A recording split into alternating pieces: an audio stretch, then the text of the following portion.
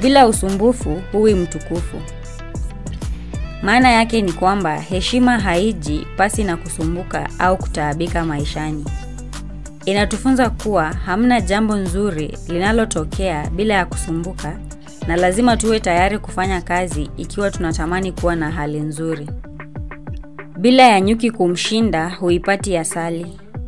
Kama unataka kufaidi kitu kizuri kama vile asali, lazima uwe tayari kukabiliana na vikwazo kama vile nyuki wanaolinda asali. Methali hii inahimiza uvumilivu, bidii na udhabiti katika maisha. Inaonyesha kuwa kila mafanikio yanakuja na changamoto zake, na mtu anapaswa kuwa tayari kupambana ili kuyafikia. Binadamu hakosi baya.